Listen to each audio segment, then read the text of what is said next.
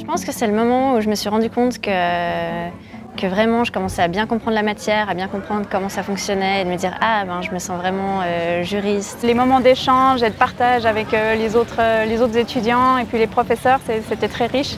Et puis bien sûr le moment où on reçoit enfin notre diplôme. Ça a été le dernier examen et le dernier travail rendu.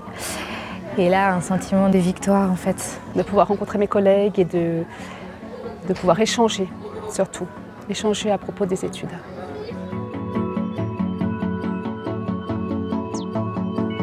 J'ai eu des moments où j'étais vraiment surchargée de mon côté de ma vie professionnelle. Des fois, ça peut tomber avec un moment qui est aussi chargé au niveau de l'université, comme des périodes d'examen. Quand on est dans l'attente des résultats des examens, voilà, ça c'est le pire. Enfin, des grosses difficultés personnelles en fait. Et j'ai été obligée d'arrêter. J'ai pas pu me présenter aux examens. Je savais pas si j'allais pouvoir reprendre et de pouvoir se relancer dedans en ayant perdu un semestre, c'était dur. Alors le pire moment dont je me rappelle, c'était la passation des premiers examens. Ça engendrait beaucoup de stress parce que c'était la première fois. Ensuite, ça a bien été.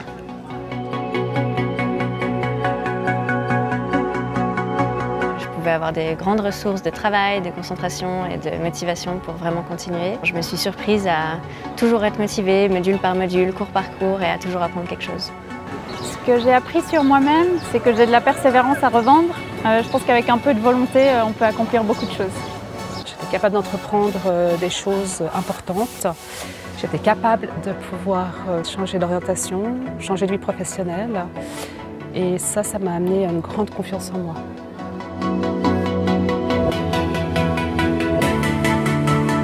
Alors oui, bien sûr, je le referai. Et d'ailleurs, je vais continuer avec une distance puisque je vais commencer dans quelques mois le master en psychologie du travail et des organisations.